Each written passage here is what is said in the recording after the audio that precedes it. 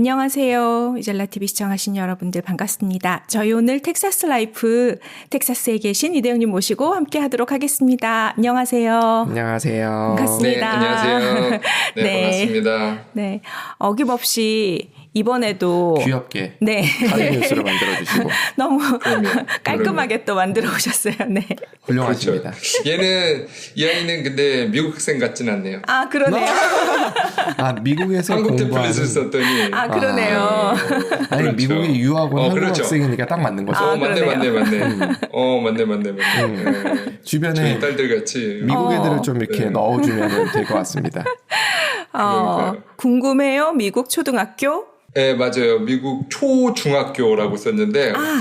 이게 그러니까 저희 애들이 이제 초등학교, 중학교를 다니다 보니까 고등학교는 아직 경험을 못 시켜봤으니까 네네. 물론 저도 이걸 간접 경험이죠. 직접 경험이 아니고 제가 학교를 다닌 건 아니지만 그래도 이제 애들한테 1년 좀 넘게 1년 반 정도 애들이 이제 새 학기 정도 다녔거든요. 네. 그래서 적응 어느 정도 다 됐어요. 그래서 늘 물어봐요. 저도 안 다녀봤으니까. 한국에서 학교를 다닐 때는 저도 뻔히 다 아는 내용이니까 물론 시간이 지났지만 네. 그래서 뭐 그렇게 큰 틀이 달라지진 않으니까 다 아는 내용이니까 이건 이거고 저건 저거야라고 얘기를 했는데 미국은 뭐 전혀 모르니까 맞아. 아이들한테 오히려 뭐가 다른지 어떤 게 뭐 좋다 나쁘다 얘기할 수는 없지만 어떤 게 다른지에 대해서 좀 많이 얘기를 듣고 해요. 그래서 그런 내용을 한번 좀 정리를 해봤습니다.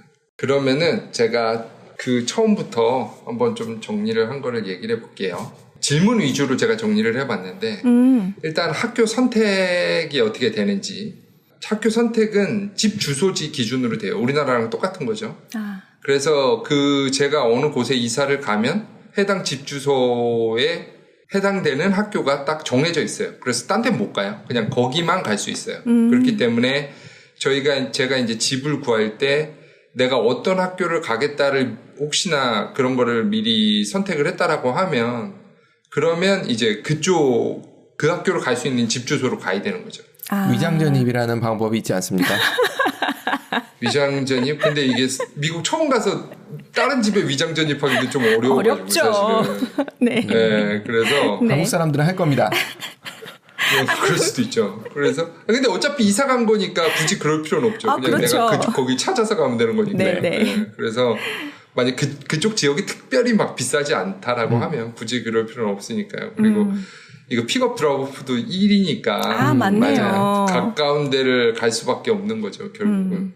그리고 이제 진로나 그런 집 구하는 사이트에 보면은 그 집 주소를 딱 찍으면은 그 해당되는 학교가 딱 나와요. 그게 100% 일치하지는 않는데 거의 90% 이상이에요. 물론 다시 한번 확인을 해야 되지만 네네. 거의 그게 맞아요. 그렇기 때문에 그냥 그렇게 따라가면 되고 저 같은 경우는 그래서 약간 좀 잔머리 썼었어요. 초중고를 어차피 다 보낼 생각을 하고 네. 초중고가 삼각형으로 모여있는 데에서 그 중간으로 집을 골랐었어요. 삼각형의 내심. 네, 역시. 네. 그래서 딱 해서 잔머리 썼는데 그래서 애들이 다 걸어 다녔었어요. 거기까지는 딱 좋았는데 이제 1년 지나니까 이사를 가야 되는데 집을 살려고 이번에 이사를 하면서 그것 때문에 고민을 했어요. 그 삼각형 내에 있는 집을 또 구하려고 했는데 이게 잘 안 구해지더라고요. 그래서 약간 결국은 이제 고등학교 근처로 가면서 초등학교, 중학교를 걸어 다닐 수는 없게 됐어요. 그래서 이제 그렇게 됐어요. 고등학교 갈 때까지만 고생하는 걸로. 그렇죠. 네. 그렇죠. 근데 그 애매한 게 뭐냐면은 그렇게 돼버리면 이 뒤에 얘기할 건데 스쿨버스는 1마일 기준이에요. 네. 그렇기 때문에 1마일 바깥에만 스쿨버스가 다니기 때문에 결국은 도보도 이용 못하고 스쿨버스도 이용 못하고 결국은 차를 탈 수밖에 없는 구조가 돼버려요. 아, 그러네. 예, 또 너무 가까워도 그게 또 어중뛰게 가까우면 도보가 안 되기 때문에 이제 스쿨버스도 안 되고 그런 상황이 발생할 수 있어요. 맞아요. 세상이 진리입니다. 어중간하면 피곤해진다. 맞아요. 어쨌든 잔머리 조금 썼다가. 1년 편하고 그 다음에 조금 피곤한데 이제 고등학교 가면 고등학교가 4년이기 때문에 여기 학년제가 그 지역마다 약간 다를 수 있는데 텍사스는 어쨌든 초등학교 5학년 그리고 중학교 3학년 고등학교 4학년 5, 3, 4 그렇구나. 한국은 6, 3, 3이잖아요. 네네. 네, 여기는 5, 3, 4예요. 그러면 뭐 조만간 편해지시겠네요. 네. 맞아요. 고등학교 4학년 가면은. 그리고 여기에는 이제 우리나라 따르면 뭐 교육청, 뭐 경기교육청, 서울교육청처럼 여기도 ISD라고 있어요. 그러니까 Independent School District라고 해가지고 요거는 이제 독립교육구죠. 직역을 하면 이게 이제 초중고가 이렇게 딱 지역별로 묶인 데가 있어요. 그래서 요 네. 지역은 요 초등학교에 요 중학교에 요 고등학교 이런 식으로 이렇게 딱 거의 뭐 시 단위도 넘어서요. 그래서 어쨌든 시 경계도 넘어서고 그 지역별로 해서 이렇게 학교를 딱 묶어서 여기는 어떤 ISD, 뭐 여기는 어스틴 ISD, 여기는 뭐 시더파크 ISD 뭐 이런 식으로 이게 이제 가는 거죠. 그래서 예, 그렇게 묶여 있어서 그 IS 내에서 다 이제 학교를 가게 돼요. 이제 이사를 가면 이제 또 이렇게 달라지긴 하는데 보통은 그래서 같은 저희 애가 이번에 그 초등학교를 옮기면서 네. 이사를 하면서 초등학교가 원래 다른 곳이었어요. 근데 같은 ISD 내에 있으면 얘기를 학교에 설명을 하고 이제 얼마 안 남았고 그러면은 그냥 그 학교를 다니게 해줘요. 예, 그래서 그렇게 굳이 또 그것 때문에 한 학년을 또 애가 이제 적응 거의 다 했는데 맞아. 또 딴 학교를 보내는 것도 또 애매해서 상황 설명을 하고 그래서 그 학교를 그냥 계속 다녀요. 그거는 그래서 같은 ISD 내에 있으면은 좀 약간 좀 유연성을 발휘할 수 있는데 아마 그 ISD를 벗어나게 되면 다른 ISD에 속하면 그게 조금 조정이 어려울 거예요. 제가 알기로. 학교를 옮기는 수밖에. 네. 네, 맞아요. 그렇게 좀 어려움이 있고. 그래서 ISD. 상황에 따라서는 또 같은 ISD 내에서는 집 이사 없이 이사를 간 건 아니지만 어쨌든 전학을 다른 쪽으로 한번 보내볼 수 있는 그것도 있어요. 그러니까 쉬운 일은 아닌데 어쨌든 애가 이 학교에 막 계속 적응을 못하거나 그러면은 다른 같은 ISD 내에 있는 다른 학교로 좀 가는 거죠. 그런 식으로 좀 시도는 해볼 수 있어요. 그게 뭐 100% 된다는 아니지만 네네. 어쨌든 그런 방법도 해볼 수 있어요. 초등학교가 가장 많고 소규모의 인원은 적고 뭐 우리나라도 비슷하겠죠. 초등학교가 제일 많고 그다음에 중학교. 왜냐면 중학교가 한 3-4개 초등학교가 모여서 중학교를 가거든요. 그런 다음에 또 중학교 한 3-4개가 모여서 또 고등학교를 가기 때문에 고등학교의 규모가 엄청 크죠. 네, 그래서 고등학교 같은 경우가 거의 우리나라 한 전문대 정도 사이즈예요. 엄청 커요. 그렇구나. 네, 엄청 커요. 그래서 어쨌든 그렇고요. 네. 그다음 우리 얘기할 게 이제 등하교 시간. 이거는 사실 ISD마다 다르고 작게는 그리고 이제 그 주마다 다르고 또 다 다를 거예요. 근데 이쪽 같은 경우는 저 지금 사는 기준으로 말씀을 드리면 네. 초등학교가 7시 반 등교예요. 그리고 중학교가 9시 5분 등교예요. 많이 차이 나죠. 초등학교가 좀 일찍 가죠. 세상에. 그래서 이게 왜 이러냐. 이게 너무 일찍 가니까 그랬더니 알고 보니 하는 얘기로는 이 초등학교까지는 숙제가 그렇게 없거든요. 그래서 이제 중학교 때부터 이제 숙제가 좀 많아져요. 그러다 보니까 중학생들은 집에 가서 숙제하고 좀 늦게까지 하고 늦잠을 자라 라는 것 때문에 그렇다. 이것도 그냥 카더라지 사실 정확히 모르겠어요. 어쨌든 초등학교가 제일 일찍 가고 그 다음에 사실 고등학교가 한 8시 반이에요. 그리고 중학교가 또 제일 늦어요. 또 그런 식으로 설명하면 고등학생도 숙제가 많은데 또 이렇게 생각하면 그래서 어떤 저건지 정확히 모르겠어요. 어쨌든 여기 같은 경우는 초등학생이 제일 일찍 가요. 진짜 일찍 간다 초등학생. 네, 일찍 가요. 그래서 네. 2시 45분에 끝나요. 근데 웃긴 건 여기 과목간 휴식이 없어요. 네? 네, 휴식 없이 한 40분 정도 하거든요. 네. 그러니까 바로 그냥 바로 전환해서 가요. 그러니까 아이들이 중간에 뭐 화장실 가거나 이거는 자유롭게 하니까 저게 가능하겠네요.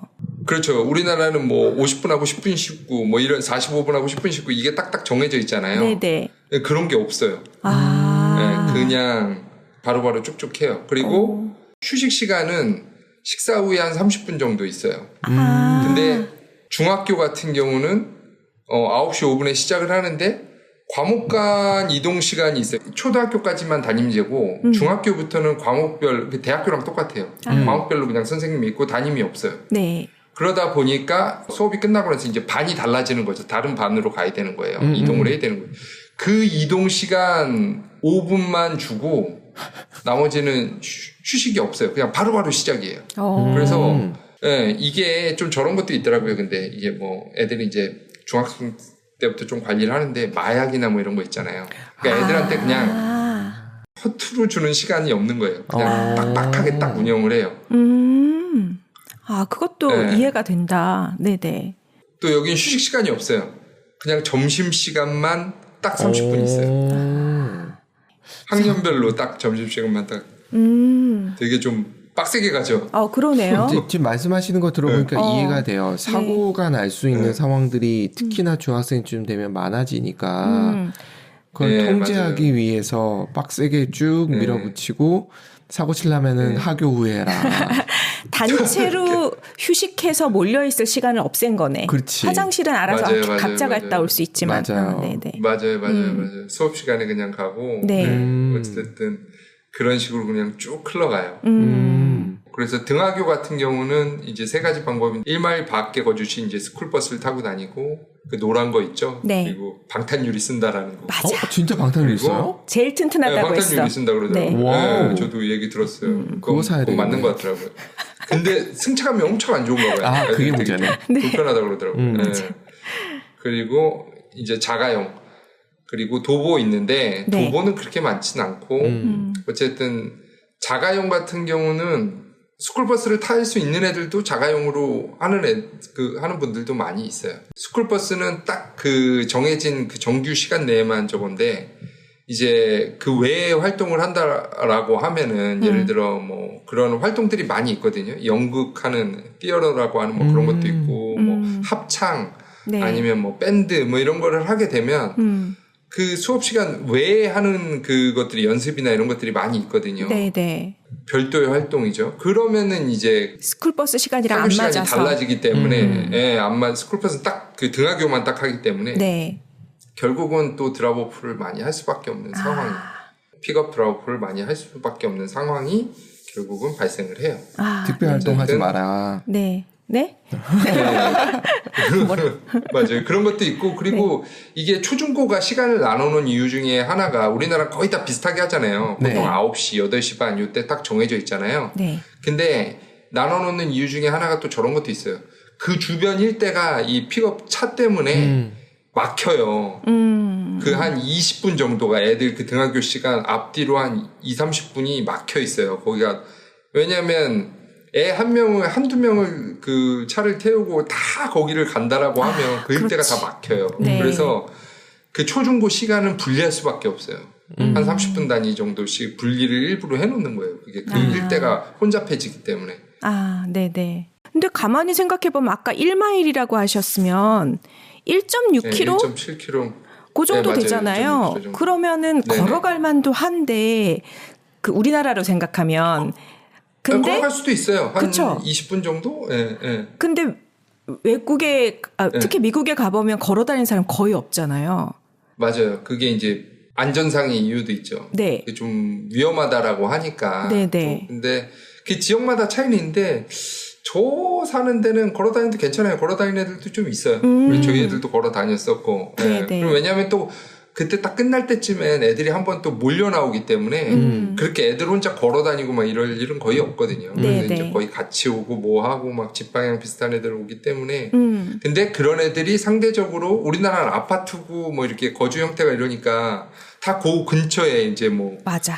학교를 중심으로 아파트가 둘러싸고 있으니까 애들이 다 몰려다니고 막 이러니까 괜찮은데 여기는 이게 인구 밀집도가 낮으니까 걸어다니라고 애들이라고 해봤자 그 시간에 잠깐 있고 그 인적이 그렇게 많지 않으니까 이제 위험하다라고 하는 거죠.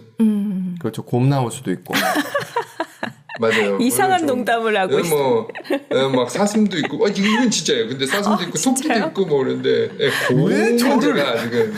곰은 못 봤대잖아요. 곰은 아니 아직 지역에 따라 텍사스는 당연히 아니지만 좀만 북쪽으로 맞아요, 올라가면 맞아요. 나와요. 네네. 곰 있을 수 있죠. 있을 수 있죠. 그 뒷뜰에서 쓰레기 뒤지는 곰이랑 눈 마주쳐서 놀랬던 사람들도 있고 그래요. 네. 맞아요. 있을 수 흥분했네. 있어요. 있을 수 있어요. 네. 죄송합니다. 미국은 뭐, 아니에요. 급식은 여기는 이제 우리나라는 100% 지금 다 그 무상급식 됐잖아요. 근데 여기 같은 경우는 유상이에요. 그래서 도시락 싸가거나 아니면 학교에서 유료 급식을 하는 거죠. 네. 그래서 뭐 메뉴는 스파게티, 피자, 햄버거 뭐 이런 거 있는데 애들이 별로 안 좋아해요. 저희 애들 같은 경우는 좀 부실하다라고 하더라고요. 그래서 첫째는 처음부터 그냥 계속 도시락을 싸갔고 네. 둘째 같은 경우는 예, 지금 뭐 반반해요. 어떤 때는 싸가고 어떤 때는 그냥 학교 거 먹고 또 뭐 맛있다라고도 하는 애들도 있고. 근데 이제 중학교 정도 가면서부터 약간 조금 메뉴도 다양해지고 하나 보더라고요. 근데 점심시간이 30분밖에 안 되니까 이게 줄 서고 뭐 하고 그러면 막상 먹을 시간은 뭐 한 10분, 15분밖에 없는 경우가 있는 거예요, 애들이. 저희 애들 같은 경우는 그냥 어쨌든 싸가요. 네. 김치볶음밥? 김치볶음밥도 싸가고 뭐 주로 근데 냄새 많이 안 나는 걸로 싸가긴 하는데 그래서 제가 오히려 그런 걸 좀 신경 쓰긴 했는데 애들은 전혀 상관없다 그러더라고요. 왜냐하면 워낙 다국적 애들이 있고 그리고 더 냄새나는 걸 싸우는 애들도 있고 그렇기 때문에 별 상관없다고. 그래서 그냥 웬만하면 그냥 다 싸줘요. 네. 그러니까 부모가 좀 신경 쓸 뿐이지 그렇게 애들은 신경 쓰지 않아요. 네.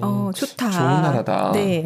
가고 싶다. 네, 그래서 저는 물론 아이들에게 아빠는 괜찮으니 무조건 사 먹어도 된다 너희들. 근데 애들이 안 사 먹어가지고 제가 아침마다 무슨 메뉴를 쌀 것이냐. 제가 뭘 싸야 되나. 그리고 네. 가격은 한 5불 이내예요. 한 5불 정도. 괜찮네. 뭐 간식 거기다가 이제 뭐 아이스크림이나 여기 막 몸에 해로운 것들 있잖아요. 네. 그런 거 이제 뭐 막 파니까 여기는 초콜릿 팔고 뭐 팔고 뭐 스낵 팔고 하니까 그렇게 하면은 한 7불 이 정도 나오는 것 같아요. 근데 보통 한 5, 6불 선에서 끝나요. 괜찮다. 그러네. 아빠를 배려하는 마음이 진정으로 있으면 가서 사 먹어야 돼. 이걸 그렇죠. 볼까 애들이? 이 영상을 봐야 되는데. 혹시나 애들이 제가 늘 얘기하는 거예요. 제가 그래서 혹시나 뭐 아빠를 생각해서 아빠가 뭐 그런 걸 불편해하고 뭐 이럴까봐 뭐 그런 걸 싸가는 절대 그런 부담 갖지 마라. 사 먹어도 된다. 제가 이렇게 얘기하는데 싫대요 그냥. 근데 제가 가서 한번 먹어봤거든요. 네. 좀 부실하긴 부실해요. 한국 그거랑 비교가 안 돼요. 그렇구나. 한국 뭐 식단 딱 짜가지고 뭐 하고 막 하잖아요. 뭐 그냥 패스트푸드 먹는 느낌이에요. 그냥 그렇게 왜 생각하면 그런지 정말 신기해. 우리나라보다 2배로 잘 사는 나라가. 그렇죠. 콜라 팔고 뭐 팔고 뭐 그냥 봐도 해로워요. 이건 좀 이런 느낌이. 이렇게 이해할 수 있네요. 부모들이 아이들에게 관심을 가지고 일 좀 해라라는 의미로 이해하면 되겠네요. 그럴 수도 있죠. 그래서 이제 과목 같은 경우는 이제 학습 쪽으로 들어가면 초등학교는 담임제로 가고 중학교부터는 이제 과목별 선생님으로 가는데 주요 과목은 똑같아요. 그러니까 랭귀지 아트가 이제 국어고, 네. 그리고 소셜 스터디가 사회고, 그리고 사이언스는 뭐 과학, 그리고 매스가 수학. 이렇게 4과목은 초등학교나 중학교나 똑같이 가요. 가고 부르는 용어가 좀 다른데 초등학교는 이제 스페셜이라는 과목이 있어요. 그러니까 주요 과목 외의 과목이죠. 그래서 피지컬 P2라고 부르는데 피지컬 에듀케이션은 그 체육이고 그리고 비주얼 아트가 미술 뭐 이런 거고 그리고 퍼포밍 아트가 이제 공연 같은 뭐 연극하고 뭐 하고 뭐 이런 거고 네. 뮤직 음악 뭐 라이브러리 이건 그냥 도서관 가서 책 읽고 뭐 이런 거예요. 그래서 이 주요 4과목은 거의 매일 있고 네. 나머지 스페셜이라고 하는 이런 과목들은 일주일에 뭐 한두 번, 뭐 2주에 한 번인 과목도 있고 어쨌든 그런 식으로 돌아간다라고 보시면 되고 그리고 중학교 같은 경우는 이 주요 과목 4개는 무조건 듣는 거고 그리고 일렉티브라고 해가지고 여기도 P가 원래 하나 있고 그 5과목이 필수고 그 다음에 이제 선택 과목으로 해서 밴드나 이 콰이어라고 해서 합창이라던가 뭐 아트 미술이 있는 거죠. 그리고 피어러 이거는 공연이에요. 공연하는 거. 그리고 연극이나 이런 것들이 연극 뮤지컬 그리고 리더십 뭐 그런 것도 있고 그리고 라이팅 이렇게 뭐 이렇게 쓰는 거 있죠. 그런 것들이 있고 그래가지고 중학교 같은 경우는 이 6과목이 그냥 딱 확정이에요. 그래서 매일 똑같은 과목을 똑같은 수업 시간으로 해서 그냥 쭉이에요. 네, 우리나라는 이거보다 좀 과목이 많잖아요. 네. 그래서 뭐 일주일에 한두 번 있는 과목도 있고 뭐 이런 식이잖아요. 그럼 국영수도 어떻게 보면 주 5일 다 있다라기보다는 어찌됐든 뭐 하루 이틀 빠지는 것도 있고 뭐 이렇잖아요. 네. 근데 여기는 그냥 이 지겨울 만치 똑같은 과목이 그냥 1년 내내예요. 거의 한 학기 내내 거의 1년 내내 거의 그런 식으로 가요. 근데 그것도 괜찮은 게 어차피 반복해서 계속 하는 게 좋은데다가 그 과목 안에서의 그 진도가 있으니까 매일 진짜 똑같은 건 아니고 그거의 연장선으로. 아니야. 머릿속에서는 네. 어제가 오늘 같고 오늘이 내일 같고 이럴 거예요. 어차피 수업 시간에 집중해서 듣는 사람은 더덕님 말 맞다나 진도를 느끼겠지만 계속 자는 애들은 정말 매일 똑같다는 근데 생각이 이거는 들 것 같아요. 한국식 사고라고 저는 봅니다. 아, 그런가요? 네, 왜냐하면 수업이 그런 식으로 일률적으로 선생님이 진행하는 방식으로 하는 게 아니기 때문에 수업이 재밌으니까 아이들이 좋아할 거예요. 그냥 미국 교육에 대한 사대주의라고 생각합니다. 사대주의가 아니라 네. 일단 들어보도록 하죠. 네. 괜히 한 얘기입니다. 네. 이게 조금 다르더라고요. 그래서 중학교 때부터 이제 그 담임이 없어지기 때문에 중학교가 또 이제 우리나라로 따지면 6학년서부터 시작을 하는 거기 때문에 네. 애들이 이제 담임이 없어져도 괜찮나 했는데 거기 이제 카운셀러 그 학년마다 카운셀링하는 카운셀러가 있어요. 그래서 그쪽에다 이제 문제가 생기면 얘기하고 궁금한 건 다 그분한테 얘기하고 뭐 좀 이런 식이에요. 그렇다라고 해서 이제 초등학생처럼 문제 생겼다고 해서 무조건 뭐 담임 찾아가고 담임이 없기 때문에 담임을 찾아갈 수 없기 때문에 애들이 그냥 그러려니 하고 애들이 조금 더 빨리 성숙해지는 것 같아요. 그러니까. 그럴 수 있겠다. 그리고 이해가 됐어요. 드라마에서 보면 애들이 문제를 일으키면 교장 선생님을 만나잖아요. 네, 그렇기도 하죠. 그러니까 담임이 없기 때문에 생기는 현상이네요. 그렇기도 하네요. 맞네요. 네, 담임이 없어요. 네네. 그리고 초등학교는 선생님이 어떻게 되냐면 우리나라 한 선생님이 주로 다 가르치잖아요. 네. 근데 미국 같은 경우는 이 랭귀지 아트랑 소셜 스터디가 묶여 있고 사이언스랑 매스가 묶여 있어요. 이게 묶여 있다는 얘기가 뭐냐면 담임 선생님이 2명이 짝이 돼가지고 반 2개가 짝이 돼가지고 한 선생님이 랭귀지 아트랑 소셜 스터디를 맡고 있으니까 자기네 반 가르치고 그 다음에 이제 스위치를 해서 다른 반 선생님이 사이언스랑 매스를 하는 선생님이 있어요. 이거 좀 괜찮다. 교실하고 이제 네, 그런 식으로 이렇게 딱 해요. 두뇌가 선생님도 약간 성향이 우리나라로 치면 어문 계열이 있고 이과 계열이 있을 거 아니에요. 이과, 문과. 네, 그러니까 그런 선생님이 약간 더 전문적으로 가르칠 수 있다는 장점이 있겠네요. 네, 맞아요. 그렇게 딱 짝을 지어서 그렇게 두 반이 이렇게 딱 겹쳐서 이렇게 왔다 갔다 하면서 그래서 애들도 이 두 반하고 이제 좀 이렇게 뭐라 그럴까 친분이 더 있다 그러나 짝반인 거죠 어떻게 보면. 그러네요. 그러니까 초등학교는 교실은 세팅돼 있으면서 선생님이 왔다 갔다 하는 느낌이라면 중학교는 그렇죠. 대학 강의처럼 그 과목의 교실을 찾아가는 그런 느낌인가요? 맞아요. 그렇게 돼요. 대학 강의하고 똑같아요. 그러니까 아이들이 일찍 성숙할 수밖에 없네. 자기가 알아서 찾아가야 되잖아. 안 찾아가면? 안 찾아가면 못. 수업을 못 듣죠. 물론 거기 출석 체크 다 해요. 출석 체크 다 하고. 그리고 이 스페셜 같은 경우는 선생님이 그러니까 여기 체육, 뭐 여기 아트, 뭐 이렇게 다 달라요. 선생님들도 다 별도로 있어요. 한 선생님이 하는 게 아니고. 네네. 담임제라고는 하지만 거의 과목별로 선생님 다 있는 거죠. 아까 5가지가 기본이다 중학교는 하면서 PE가 있는데 여기 빼먹었네 하셨던 게 PE가 뭐예요? 피지컬 에듀케이션이라고 그래도 체육이에요, 체육. 그거는 매일매일 들어가는 거구나. 네, 거의 매일매일 들어가요. 근데 여기 초등학교는 거의 매일은 안 하는 것 같은데 중학교는 매일 들어가요. 네, PE도 좀 신기한 게 PE 같은 경우가 이제 우리나라 같은 경우는 체육이 그냥 그 반 애들이 뭐 남녀공학이면 남자 여자 같이 듣고 남학교면 남자애들만 듣고 뭐 중학교면 여중이면 여학생들만 듣고 이런 식이잖아요. 네네. 이 중학교 얘기하는 거예요. 근데 여기 같은 경우는 여자 남자를 그냥 아예 따로 분리한다 그러더라고요. 그래서 여자 남자를 아예 분리를 해서 여자 중 1, 2, 3학년 그리고 남자 중 1, 2, 3학년 이렇게 따로 모아서 수업을 해요. 저는 이것도 괜찮은 것 같아요. 네. 제가 생각하기에 이거 체육 교육이기도 하지만 몸의 정체성에 대한 교육도 같이 들어가는 게 아닌가라는 생각도 드는데요. 그럴 수도 있네요. 네. 피지컬 에듀케이션이 그냥 체육인지 아니면 몸에 대한 걸 다 이해하는 건지. 아니에요. 그냥 단순한 체육이에요. 단순한 체육이고 근데 제가 봤을 땐 저런 것도 있는 것 같아요. 이게 맞는 것 같다라고 얘기하는 게 뭐냐면 남자 여자 신체 능력이 확실히 다르잖아요. 맞아요. 그냥 차이가 있는 거잖아요. 네네. 근데 이게 남자애들하고 같이 해버리면 남자애들은 힘도 세고 빠르고 한데 여자애들이 그걸 못 따라가니까 이게 주로 이제 어떻게 보면 뭐 남자애들은 그냥 뭐 축구를 시키거나 뭐 하거나 하고 같이 하긴 솔직히 좀 어렵잖아요. 그러네. 그래서 오히려 이렇게 하는 게 뭐 달리기를 해도 사실은 같이 뛰어도 남자들이 훨씬 빠르잖아요. 네. 그러다 보니까 이제 오히려 그거보다는 그 학년 차이는 나이 차이는 있지만 그래도 여자는 여자애들끼리 하고 남자애들은 남자애들끼리 하는 게 제가 봤을 때 이게 맞는 것 같긴 해요. 합리적이다. 네. 지금 들어보니까. 네. 대신 이제 그 운동을 전문적으로 하고 싶어 하는 애들 있잖아요. 네. 뭐 배구라던가 축구라던가 뭐 야구라던가 이런 과목을 아예 이 시간에 걔네들은 그런 과목을 따로 찾아 듣는 거예요. 전문적으로 난 그걸 듣고 싶다라고 하면. 재밌겠다. 그러게. 네, 그러니까 전문적으로 하려는 하고 그냥 나는 일반 체육을 듣겠다라고 하면 그냥 여자들끼리 듣거나 남자들끼리 듣거나 좀 그런 식으로 해요. 네네. 수업은 보통 방식은 이제 모둠이나 프로젝트 형식으로 주로 한다라고 하더라고요.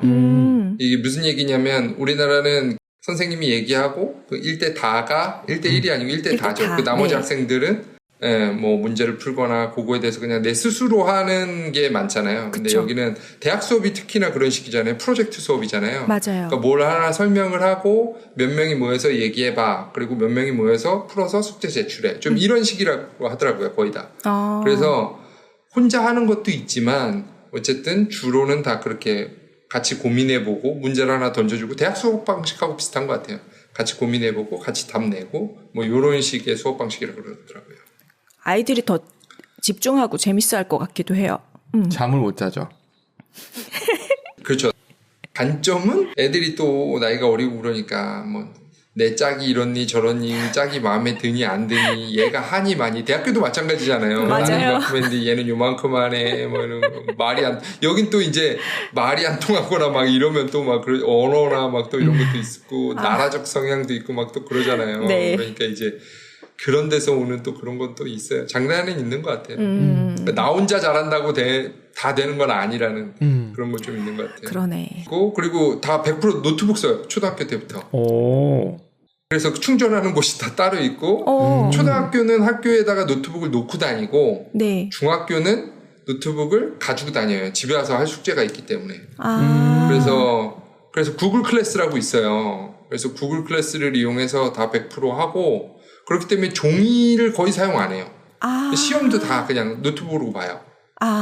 그래서 그런 막 퀴즈나 이런 거 내놓고 뭐 이렇게 문제 설명하고 이런 것도 우리나라 그 동영상 강의처럼 좀 쉽게 돼 있는 인강이 아니고 막 애니메이션 만들어져 있고 애들이 조금 좋아하게끔 그렇게 돼 있어요. 특히나 초등학생 같은 경우. 그러면 교과서는 없어요? 교과서도 다 그렇게 교과서가 없어요. 이북이구나. 네, 교과서가 없어요. 이북이라기보다 교과서가 없어요. 원래. 뭐 원래란 표현은 그렇지만 그냥 딱 뭔가 틀에 맞춘 그게 없이 네. 물론 과정에 대한 정리는 있죠. 근데 우리나라처럼 딱 교과서 하나 있고 아니면 지금 말씀하시는 거는 교과서에 해당하는 무슨 이북이 있는 거 아니냐 그런 네. 게 없어요. 그렇구나. 그냥 그때 맞춰서 그냥 알려주고 뭐 하는 식이에요. 이거 완전 발도르프 교육 같은 느낌인데. 그러니까요. 좀 이게 좀 이게 되나 이렇게 하는데 교과서 없이 하는 게 되나 하는데 그러니까 저도 좀 답답함이 있어요. 그러니까 뭐냐면 저도 여기 시스템을 잘 모르니까 애가 어디까지 했고 뭘 지금 하고 있고 뭐 이게 사실은 교과서가 있으면 그 목차나 이런 걸 따라서 대충 보면 되잖아요. 그쵸. 근데 그런 게 없으니까 저도 좀 답답한 게 있어요. 하는 건지 뭘 하는 건지 제가 이해를 못하니까 일단. 교육의 네. 체제가 완전 다르네. 네네. 그래서 노트북은 따로 뭐 저희가 돈 내고 사거나 이러지 않고 네. 그냥 렌트비를 내요. 1년에 뭐 한 5, 60불? 싸요. 너무 좋다. 그거 내면은 문제 생기면 그냥 바꿔주고 어차피 아이디로 로그인만 하면 되니까 그냥 뭐 편하게 해요. 그래서 괜찮은 것 같아요. 역시 방식은. 부자 나라. 그럼. 부럽다. 그리고 구글이 돈을 잘 버는 이유를 알겠네요. 그렇죠. 진짜 저도 구글이 보면 진짜 어마어마해요. 그러네. 우리나라 아래 한글 같은 느낌이 딱 드네요. 그러니까. 맞아요. 완전히 다 그것만 써요. 보니까 되게 편하게 돼 있고 아이디가 따로 딱 만들어지고 다 그러니까 여기는 주로 또 이메일을 많이 해요. 그러니까 과제나 이런 것도 다 이메일로 나오고 네. 부모한테 뭐가 날라오고 이런 것들도 다 이메일로 날라와요. 물론 앱도 있어요. 우리나라 뭐 알림이 앱처럼 학교 알림이 뭐 이런 것처럼 그 앱도 있는데 그 앱 주로 그 소통을 하는 게 이메일로 많이 소통해요. 선생님하고도 이메일을 주고 많이 받고 네네. 학교하고도 연락하고 뭐 할 때 이메일을 많이 주고받아요. 그러니까 우리나라는 그게 이제 카톡이 많이 저거잖아요. 네네. 여기 같은 경우는 어쨌든 이메일로 많이 소통을 해요. 이거 오히려 이민하신 분들은 편할 것 같은 게 파파고에 물어봐서 거기다 다시 붙여넣으면 되니까. 맞아요. 저도 지금 막 선생님들하고 이메일 주고받고 막 그럴 때 제가 그냥도 쓰지만 한 번 더 물어봐요. 챗GPT나 이런 거에. 왜냐하면 제가 익숙한 문장을 이쪽에다 던져줘야 될 거잖아요. 그쵸. 그래서 좀 자연스러운 문장을 저는 대충 쓰고 챗GPT가 자연스럽게 바꿔줘요. 그러면은 아주 뭐 그냥 아주 뭐 화려한 문장. 가끔 와이프 제가 참조 들어가 있는데 와이프가 놀래요. 막 어떻게 이런 말을 챗GPT님이 써주셨지. 그래서 네. 어쨌든 자연스럽게 잘 바꿔줘요. 맥락만 얘기하면은 이런 상황인데 내가 메일을 써야 돼라고 하면 이렇게 정말 너무 화려해서 제가 놀라운 거 있잖아요. 이건 아닌 것 같다 그러면은 좀 캐주얼하게 써줄래? 그럼 또 다시 이렇게 또 바꿔줘요. 너무 웃긴다. 다음에 한번 요거 강의 한번 해주세요. 아니 너무 쉬워요. 뭐 어려운 것도 없어서 할 줄 아는 사람 뭐든 쉽다고 얘기합니다. 모르는 사람 뭐든 어렵습니다. 네. 그 챗GPT를 활용한 미국 살기 이런 거. 괜찮다. 네. 왜냐하면 이메일로 진짜 주고받기 때문에 이메일로 그냥 이렇게 써서 주면 왜냐하면 저 같은 경우는 그래도 저랑 와이프 같은 경우 외국계 생활을 했으니까 회사 생활을 했으니까 이메일 영어로 주고받는 게 그렇게 어려운 일은 아니잖아요. 그러니까요. 익숙한 일인데 사실 근데 그런 게 없이 그냥 오신 분들은 제가 봤을 때 어려울 수 있어요. 그냥 이게 진짜 팝업으로 그냥 직역하는 거랑 이게 또 많이 달라요. 또 다르구나. 그리고 또 전문 용어가 있잖아요. 여기서 쓰는 용어가. 맞아. 그런 거를 현지인의 용어를 딱 바꿔서 써주기 때문에 확실히 훨씬 더 매끄럽고 선생님들도 제가 딱 받았을 때 그 느낌이 또 이런 느낌이에요. 선생님들은 그 회신 오는 걸 보잖아요. 이런 느낌이에요. 배운 아버지다. 물론 직접 만나면 이제 다른 얘기죠. 직접 만나면 왜 이러지? 이메일하고 너무 다른데? 그럴 수 있죠. 원래 그런 거고 너무 좋다. 엔지니어링이라고 하는 분야잖아요. 어떤 그런가요? 프롬프트를 넣어줘야지 얘가 내가 원하는 적절한 문장을 만들어내는지. 맞아요. 입력도 중요하죠. 그러니까요. 그 이메일로 업무를 계속 보시던 이대영님은 아무것도 아닐 거야. 근데 저 같은 사람이 이민가잖아요. 그럼 이제 그때부터 난리 나는 거죠. 이메일도 어색한데 거기다가 영어로 막 이러면서. 맞아요. 이게 맞나. 맞아요. 그리고 번역할 때도 사실은 문제가 좀 있기는 있어요. 파파고 같은 거 돌려놓으면 이상한 번역해주는 경우 많거든요. 맞아요. 그거를 사실 좀 뭐라 그럴까. 가려낼 수도 있어야 되잖아요. 챗GPT도 마찬가지거든요. 너무 내가 모르는 분야에 대해서 질문했을 때 맹목적으로 믿을 수 없는 이유가 제가 아는 분야에 대해서 분명히 조금 이게 아리까리해서 질문을 했는데 전혀 엉뚱한 답을 내놔요. 맞아요. 이럴 때도 있어요. 근데 제가 그걸 구분을 못하면 그대로 보내게 되면 이제 문제가 되는 거죠. 맞아요. 그런 걸 계속 또 챗GPT는 지적을 하고 뭐 하고 하면 또 미안하다 그래요. 너무 이상한 거예요 이게. 이게 뭔가 도대체 내가 얘랑 뭘 하고 있나. 그래서 예절 교육을 시킨 거죠. 그것도 어쨌든 어쨌든 그것도 좀 출연에는 그런 게 좀 필요하죠. 능력이 필요하다. 맞습니다. 그래서 초등학교 아까 말씀드렸듯이 5년제로 돼 있는데 한 4학년부터는 요 밑에 내용 얘기하는 거예요. 그래서 4학년서부터는 학습이 조금씩 시작이 돼요. 한 3학년까지는 거의 놀기만 하는 것 같고 4학년 때부터 이제 숙제도 조금 나고 조금 이제 학습이 들어가요. 그래서 우리나라 애들이 가면 우리나라는 좀 선행을 많이 하잖아요. 그러다 보니까 이제 연산이나 이런 게 빠르고 막 그런 거 보니까 오면 막 수학 천재 막 이런 얘기를 하죠. 이제 응용이 안 되죠, 애들이. 그렇죠. 그리고 중학교 때부터는 대학 수업 방식하고 비슷하고 그래서 이제 필수 과목 외에는 선택 과목 해서 들으면 되고 또 크게 다른 게 우리나라 이제 중간고사, 기말고사 해서 이렇게 한 번에 땅땅 보고 그걸로 딱 결정을 하잖아요. 한 학기에 중간, 기말 이 두 가지로 그냥 아이들이 다 평가를 받는 거잖아요.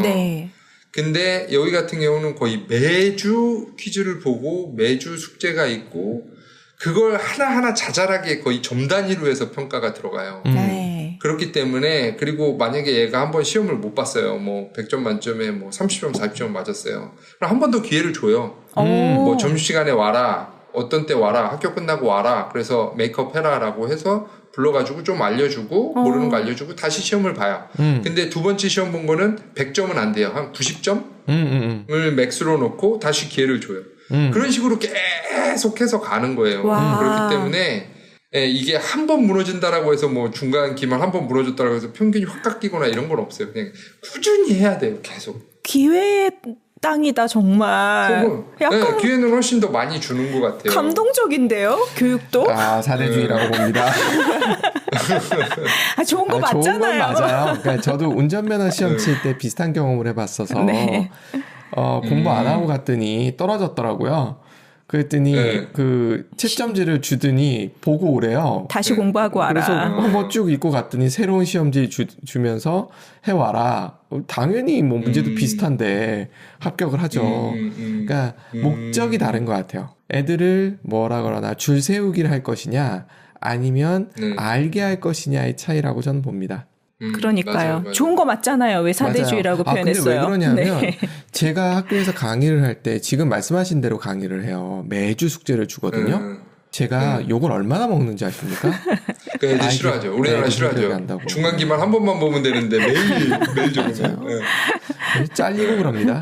시스템이 다르니까 모든 아이들이 그거 익숙한 게 다른 건데 거기서 하시니까 그렇죠. 근데 회사를 가면 매일매일 미션이 떨어지는데. 그쵸. 맞아. 사회 나오면. 시대를 잘못 적으셨네. 제가 아니면 나라를 잘못 선택하셨네. 맞습니다. 저는 그거라고 생각해요. 미국 스타일이네. 미국 스타일. 네. 미국 스타일이 더 심한 사대주의 아니야? 네. 인정. 네. 네, 좋습니다. 다른 점들을 제가 이제 애들한테 좀 물어봤었어요. 일단 첫 번째는 애들이 얘기하는 게 이제 수평적이고 애들은 한국 학교를 다녔으니까요. 수평적이고 자유로운 분위기라는 거죠. 그리고 좀 수업이 재밌다라는 거예요. 이제 한국은 약간 좀 딱딱한데 네. 물론 선생님 따라 좀 다르긴 하지만 여기는 좀 기본적으로 이렇게 뭐 수식적인 분위기는 아니잖아요. 이렇게 애들을 잡거나 막 이러진 않잖아요. 근데 네. 여기는 그런 건 확실히 없는 것 같아요. 그래서 뭐 수업 시간에 간식도 먹고 뭐 특히나 초등학교 같은 경우는 그러니까 중학교도 마찬가지고 그 간식은 제가 여기 간식을 안 썼네. 간식은 확실히 여기는 그냥 간식을 늘 싸가서 먹는 것 같아요. 그래서 수업 시간에 먹어도 되고 뭐 하고 근데 저는 생각해 보니까 우리나라 왜 안 된다라고 하는 거죠. 우리나라 좀 옆에 애가 먹고 싶어서 그런가? 이거 왜 선생님 먹고 싶어서 그런가? 저도 왜 안 된다 그러는지가 좀 궁금한 거예요. 그래서 여기도 그 중간 기말은 아니지만 텍사스 주 자체에서 보는 학생들을 평가하는 주요 과목만 뭐 수학이랑 뭐 국어, 뭐 사이언스 뭐 이런 정도만 이렇게 시험 보는 게 있어요. 네. 그럴 때 그 이메일로 막 그런 부모들한테 메일 오는 거 중에 내용 중에 하나가 뭐 시간 지켜라 뭐 이런 것도 있지만 간식 많이 챙겨와라. 뭐 이렇게 캔디류 뭐 이런 거 머리 잘 돌아가게 하는 거 당 올리는 거 있잖아요. 그런 거 챙겨오라고 메일이 그렇게 와요. 그러면 이게 좀, 어쨌든, 계속 그걸 까먹고 있는다는 것도 참 신기하고. 그러네요. 확실히 그게 좀 다른 분위기 같아요. 그래서 선생님들도 조금 약간 이 서양 사람들이 약간 이 한 톤 업이 돼 있잖아요. 특히나 미국 사람들이. 그러다 보니까 이제 조금 애들도 편안하고 좀 재미있어 하는 것 같아요. 좋다. 애들 좋겠다. 그러니까 교실 풍경도 좀 다르고 애들 막 누워있는 애들도 있고 물론 뭐 그렇게 많지는 않겠지만 뭐 의자 돌려 앉고 뭐 바닥에 앉아있고 뭐 뛰어다니고 뭐 이런 이게 산만할 수도 있지만 물론 중학교 가면 약간 다르긴 한데 어쨌든 좀 그런 자유로운 분위기는 있는 것 같아요. 우리나라는 훈장님 시절부터 내려온 교육의 문화가 있어서 조용히 하고. 그러니까요. 뭐가 맞아요. 좋고 나쁜 건 없지만 근데 이제 동양 애들이 대신 이제 조금 예의가 바르고 좀 이런 거는 확실히 있죠. 그러니까 이제 좀 그런 면에서 좀 차이는 있는 것 같고. 네. 그리고 이제 두 번째가 이 부모 봉사, 볼런티어라고 하죠. 그런 거 하고. 그리고 기부, 도네이션이라고 하는 이런 게 되게 활성화되어 있는 것 같아요. 그래서 뭐 학교에 행사도 많아요, 사실. 행사도 많은데 뭐 연극한다고 오라 그러고 막 그거 표를 팔고 그럼 부모나 막 주변 사람들 다 불러가지고 부모는 당연히 오는 거고 주변 친구들 친구 부모 막 다 불러요. 그러니까 그게 되게 자연스러운 일이에요. 그러니까 그런 걸 한번 한다라고 하면 표 팔아서 그것도 뭐 하고 근데 이게 과정을 좀 공유하는 게 있는 것 같아요. 제가 이제 5번에 이게 이제 다 연관된 얘기인데 네. 뭐냐면 예를 들어 연극 공연을 한다 그래요. 그 우리나라 같은 경우는 어떤 식으로 하냐면 주로 이런 식이잖아요. 완벽히 딱 준비된 상태에서 한 번에 공연을 딱 한 번 보여주고 딱 끝나잖아요. 공연을 뒤에서 엄청 해서. 근데 여기는 그러지 않고 부모들이 계속 어찌됐든 봉사를 오라 그래요. 뭐 밥도 챙겨줘라, 뭐 챙겨줘라, 뭐 의자 정리하는데 같이 해줘라, 뭐 이런 거를 애들 옷 갈아입히고 이런 거 도와줘라, 이런 게 계속 있어요. 그러다 보니까 부모들이 애들 연습할 때마다 계속 갈 수밖에 없는 거예요. 물론 전 많이 안 가요. 근데 어찌됐든 애가 오지 말라 그래서. 근데 네. 물론 저도 원하지는 않아요. 그래서 어찌됐든 그거를 계속 참여를 해요. 그러네. 네, 그렇기 때문에 과정이 계속 공유가 되는 거예요. 그리고 예를 들면 뭐 무대를 꾸민다. 그러면은 그 무대를 꾸밀 때 어찌됐든 목공도 막 들어가거든요. 뭘 자르고 페인트 칠하고 뭐하고. 그래서 그 부모들이 주말에 와가지고 그걸 계속 해요. 이대웅 제일 싫어하는 DIY다. 그래서 저는 안 가요. 그래서 아빠는 기부도 있잖아요. 아빠는 돈을 내겠다. 그래서 괜찮다. 안 했으면 좋겠어요. 저 돈을 내요. 돈을. 그럼 되네. 그리고 끝나고 나서 의자 정리하는 거 도와주고 뭐 이런 거 이런 게 활성화돼 있고 그게 막 치맛바람하고는 완전히 다른 느낌이에요. 그러네요. 모두 다 같이 그냥 만들어가는 거네 작품을. 네. 그래서 어찌됐든 그거는 좀 저는 괜찮은 것 같아요. 그렇다고 해서 뭐 안 한다라고 해서 눈치가 보이거나 뭘 눈치를 보는 분들도 있는데 저 같은 경우 그렇게 눈치를 안 봐요. 근데 어찌됐든 멋있다. 그런데 그렇다라고 해서 아예 안 할 수는 없어요. 그렇기 때문에 저는 돈으로 조금 이렇게 하고 있는 거고. 네네. 돈이 안 되면 이제 뭐 몸으로 가서 뭐 돈이 있어도 몸으로 할 수도 있고 그거는 이제 자기가 알아서 하는 거니까 그쵸. 그렇게 하면 되고. 그리고 아까 말씀드렸던 그 노트북 활용하기 때문에 종이 거의 안 쓰고. 그리고 4번도 아까 제가 했던 얘기, 그 체육 남녀 수업이 다르고 전체 학년이 같이 하는 거. 그런 방식이 있고, 그리고 5번은 방금 말씀드렸던 과정을 좀 공유하는 그런 방식이고, 그리고 6번이 이제 다국적 친구들. 그러니까 우리나라는 한국에 있으면 그냥 한국 친구들만 있잖아요. 아니면은 가끔씩 이제 뭐 딴 나라에서 오거나 뭐 일본이나 뭐 이런 애들이 중국이나 이런 친구들이 가끔 오는 경우가 있는데 어쨌든 한국 학교는 한국 친구 이게 거의 100%잖아요. 근데 여기는 뭐 미국 친구도 있지만 멕시칸도 있고 뭐 이스라엘, 뭐 중국, 일본, 인도 너무나 다양하니까 그건 이제 애들이 이제 좀 넓어지는 것 같아요. 그치. 맞아, 그거 되게 중요한 것 같아요. 그리고 또 재밌는 게 이어북이라고 있어요. 이어북은 이게 졸업 앨범이거든요. 쉽게 얘기하면. 근데 졸업 앨범이랑 좀 달라요. 여기는 그러니까 매해 졸업 앨범처럼 사진을 찍어요, 애들이. 그래서 전학년이 다 나와요. 저 처음에 이게 이해가 안 갔어요. 이어북이라는 개념이. 누가 졸업 앨범이래요. 이어북을 사라고 메일이 오더라고요. 그래서 이게 뭐 졸업 앨범을 왜 학기 초에 벌써 사라 그러지? 보니까 거의 1년 내내 저 메일이 와요. 이어북 사라고. 그래서 이어북 할인한다 그러고 뭐 이러나 했는데 돈을 냈는데 안 주는 거예요. 학기 초에 돈을 냈는데 이걸 왜 안 주죠? 그랬더니 그거 그 사람 담임 선생님 좀 이상했겠죠. 얘가 이걸 왜 벌써 달라 그러나 이게 학년 완전히 끝날 때 나오는 건데 학년이 끝날 때 나오는 건데 저는 모르니까 그런데 어쨌든 보니까 그래서 그게 나와요. 그 전체 학년이 다 나와요. 그래서 애들 개별 사진도 있고 그 학급 사진도 있고 뭐 그리고 행사했을 때 사진 뭐 운동회나 뭐 어디 놀러 갔을 때 그런 사진들도 다 이렇게 조금 있고 그래서 우리나라처럼 막 이렇게 두껍게 주는 것도 아니고 그냥 되게 조금 허접까지는 아닌데 그렇게 뭐 대단한 저건 아니고 그냥 컬러풀하게 그냥 사진 이렇게 조금 넣어가지고 이렇게 얇은 책 같은 걸로 하나 주는 게 있어요. A4지 식으로 해가지고 근데 물론 코팅은 돼 있고 근데 그걸 줘요.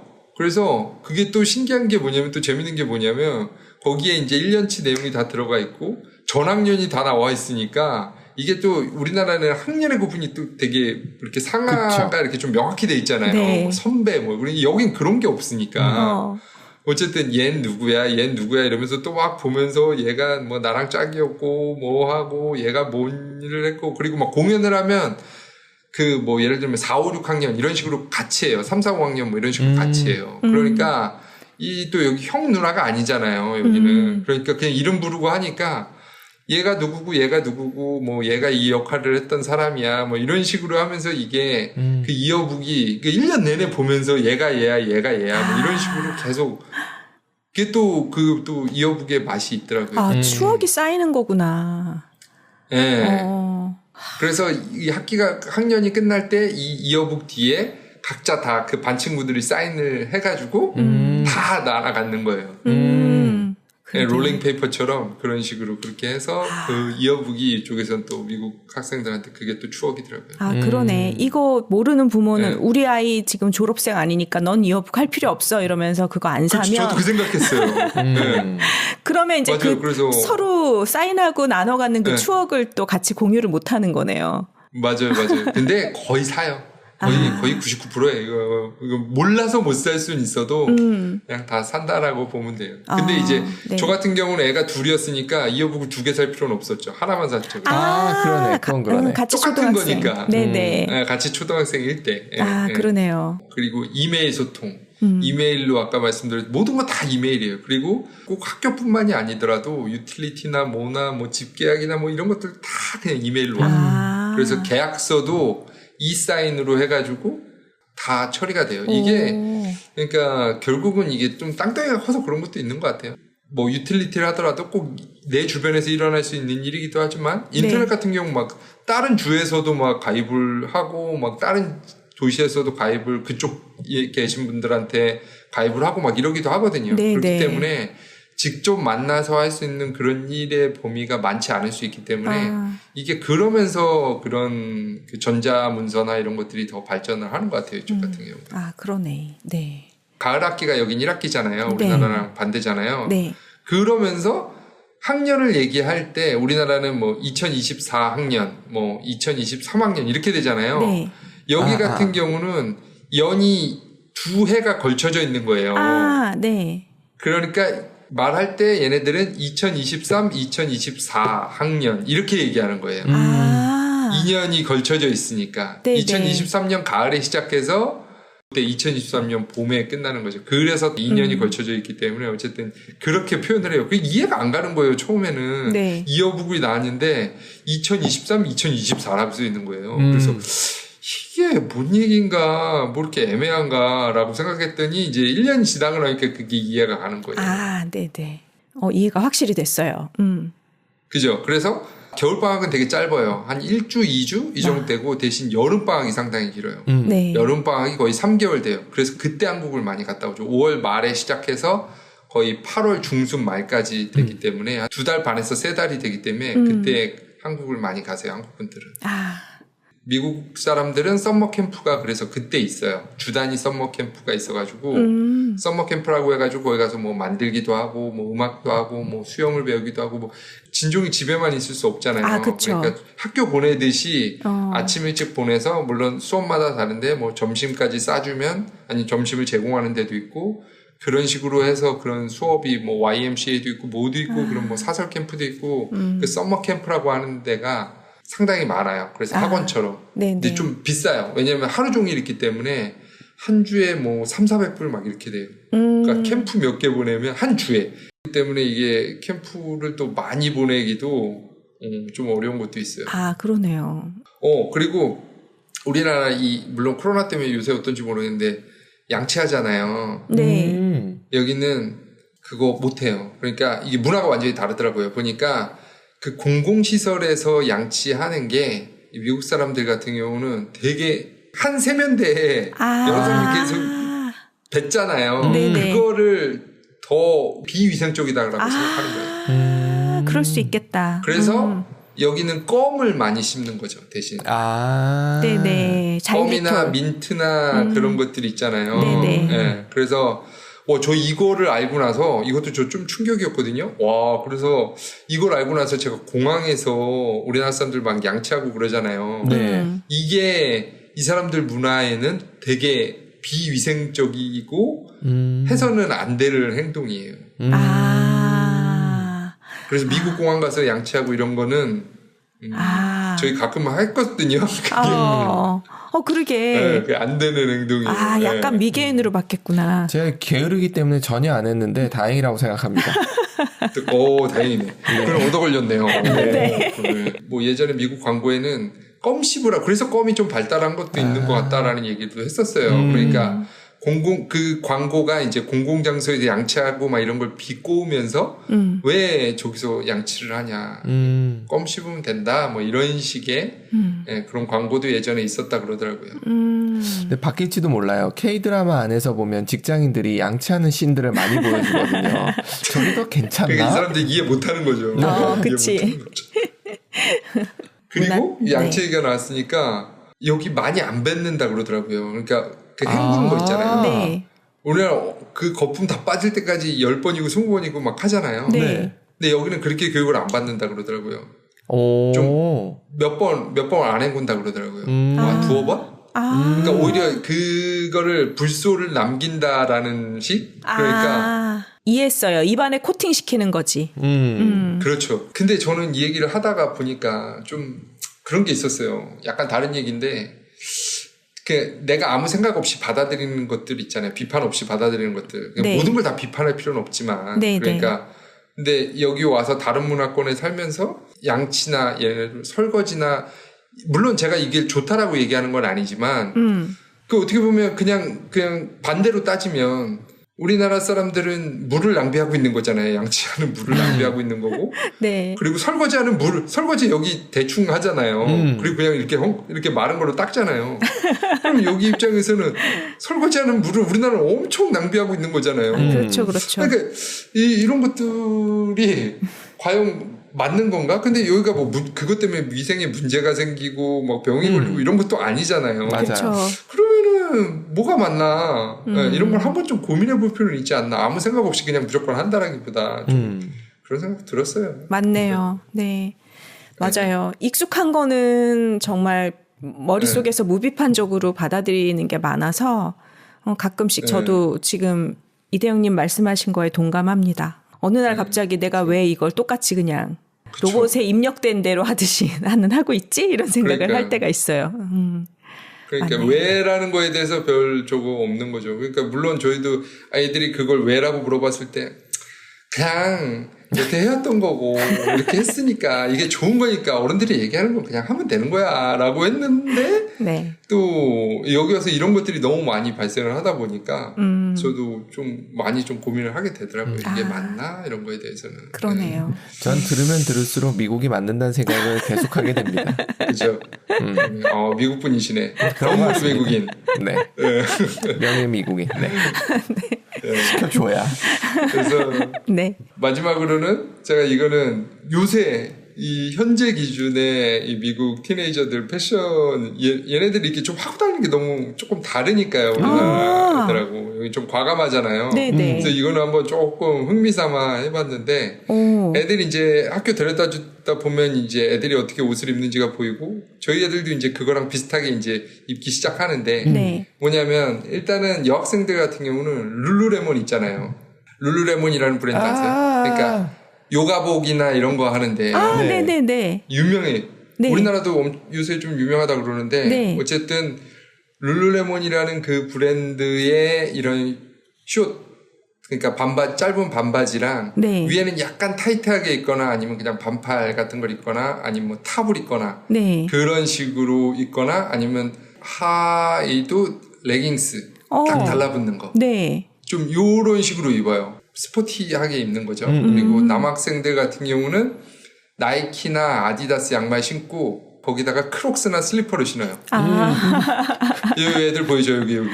네 보여요. 네, 그리고 남자애들도 그냥 운동복 바지 같은 거에 좀 이 컬러풀한 티나 아니면 후디, 네, 모자티 이런 걸 입고. 네. 그리고 공통으로는 이 물통 있잖아요. 얘네 그 쇠물통 있잖아요. 스테인레스 물통. 네네. 그게 되게 무겁거든요. 그쵸. 엄청 무거워요. 근데 그거를 그렇게 가지고 다녀요. 그래서 브랜드는 스탠리나 예티 이거를 가방에 꽂고 다니기도 하지만 이런 예티 같은 경우는 이렇게 손잡이가 이렇게 있어요. 네. 이거를 백팩을 메고 따로 이렇게 들고 다녀요. 아, 그러네. 네, 되게 좀 특이한 모습이에요. 어찌됐든, 그러고 다녀요. 뭐, 텍사스는 좀 더워서 그런지, 어쨌든, 물을 많이 먹고, 또 얼음물도 적으니까, 그래서 그런지 모르겠는데, 근데 이렇게 무거운 걸 가지고 다닐 필요 있나? 어쨌든, 얘네들은 그렇게 가지고 다니더라고요. 스탠리 저건 눈에 딱 띈다. 한국에서도 요즘 워낙 네. 많이 써가지고. 그죠? 요 빨대 달린 거. 네, 여기도 맞아요. 엄청 많이 해요. 네. 그렇구나. 룰루레몬이 네. 아이들의 거의 교복 패션이군요. 여기 그래서 룰루레몬이 또 비싸요. 여기 애들한테도 비싸요. 뭐 네. 바지 하나에 60-70불 막 이러니까 애들이 그러니까 생일 선물 같은 거 룰루레몬 받고 그러면 되게 좋아하고 뭐 그런 용돈 모아서 룰루레몬 산다 그러고 막 그러더라고요. 확실히 조금 더 약간 핏하게 레깅스를 네. 입고 학교 간다는 건 우리는 생각을 잘 안 하잖아요. 안에다 입죠, 안에다. 여기 너무 저희들도 좀 과감해져가지고 지금 레깅스 입고 다니고 그러는데 저도 깜짝깜짝 놀래요. 저걸 학교에? 이러는데. 그리고 또 저것도 있네. 파자마 같은 거 있잖아요. 네. 체크무늬 들어간 파자마 같은 거 네. 그 미국 영화 보면 많이 나오는 그런 거 있잖아요. 그런 것들도 입고 다녀요. 신기하다. 네. 그거는 파자마 같은 거를 입고 학교에 오다니. 여기는 근데 워낙 자연스럽고 그러니까 네. 애들이 그런 거에 대해서 뭐 서로 별로 신경을 안 쓰는 것 같아요. 물론 얘네들은 또 이렇게 잘 입고 왔고 그 옷이 마음에 들면 또 뭐 그걸 확실히 표현해 주잖아요. 네. 옷 예쁘다. 뭐 이런 식으로 표현을 하잖아요. 골저스. 어쨌든 신경은 안 쓰지만 확실히 그런 건 또 그런 거에 대한 또 표현도 해주고 하긴 하는 거예요. 그렇죠. 티네이저끼리의 약간 그 문화는 패션 문화는 있다. 자유롭지만 비슷한 걸 입고 싶어 한다. 어쩔 수 없다. 네. 호르몬이다. 전 세계 공통이다. 네. 그리고 한 가지 더 제가 이제 그 기억난 김에 하나 말씀드리면 아까 그 다른 점에서 네. 저런 게 있더라고요. 여기 한 중학생, 초등학교는 아닌 것 같은데 중학생 정도 되면 중학교부터는 약간 이 성에 대한 정체성이 좀 오기 시작하잖아요. 그렇죠. 그러다 보니까 그 동성애자들 있잖아요. 레즈비언이나 게이나 이런 거에 대해서 조금씩 애들이 표현을 한다 그러더라고요. 그래서 그러니까 나 뭐 레즈비언이야, 나 게이야 이런 거를 대놓고 얘기해요. 쟤 좀 이상하다. 제가 이렇게 가끔 학교 가다가 이렇게 얘기하거든요. 그럼 쟤 좀 이상하다. 자기 친구래요. 그런데 몰랐는데 어느 날 여자인데 걸프렌드라고 얘기했다 그러더라고요. 그래서 이렇게 놀랬더니 걔가 몰랐어? 나 저거야. 이렇게 얘기한다 그러더라고요. 그래서 그렇구나. 그런 거에 대해서 그렇게 초등학교까지는 그런 게 거의 제가 못 느꼈거든요. 네. 둘째는 근데 첫째는 벌써 이제 1학년인데 지금 우리나라 따지면 초6이거든요. 나이는. 근데 어쨌든 그런 얘기를 하기 시작한다라고 얘기하더라고요. 사춘기 시작하면서 성에 대해서 뭔가 감각이 생기니까 워낙 또 자유로운 나라고 그 표현이 편안하게 되는 거죠. 네네 그런가 보네요. 좀 특이하죠. 근데 저도 근데 그거에 대해서는 약간 좀 저런 것도 있어요. 뭐냐면 그렇다라고 해서 애들이 그거를 부모한테 나 뭐 동성애자야 뭐 이런 식으로 얘기하지는 않는다 그러더라고요. 그러니까 너희 부모님도 알아? 그러면 이렇게 또 순살에 친다 그러더라고요. 그 얘기인즉슨 애들이 아직까진 완벽하지 않은 거죠. 자기 정체성에 대해서 그냥 그럴 수 있잖아요. 약간 끌릴 수 있잖아요. 그쵸, 맞아요. 여자들도 약간 보이시한 그 친구들한테 끌릴 수 있고 맞아요. 그걸 가지고 그거를 벌써부터 다 판단을 내릴 수는 없으니까 애들도 약간의 그런 부분에 대해서 좀 조심스러워하는 게 아닐까라는 좀 생각도 들어요.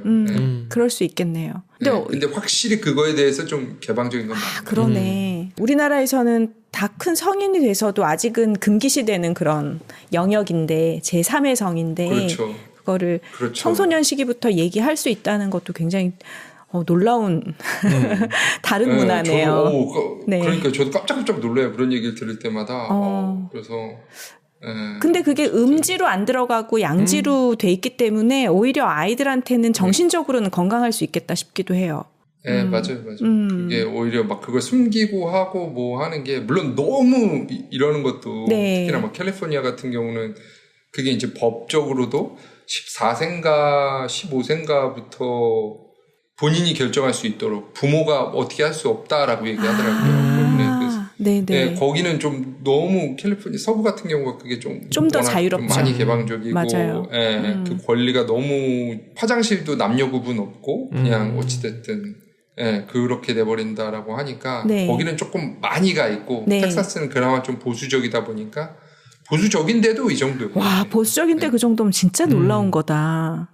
네. 그러네요.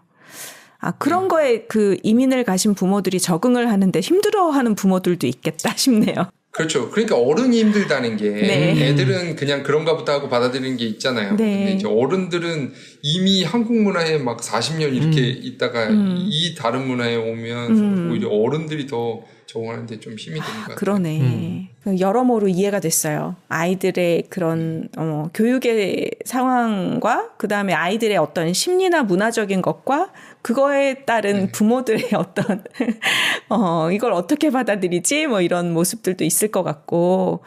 근데 정말 맞아요. 이대영님은 좋은 부모의 씨앗을 갖고 계신 게 되게 열려 계셔. 대단하십니다. 이렇게 쫙 깔때기로 몰아서 제가 말은 네.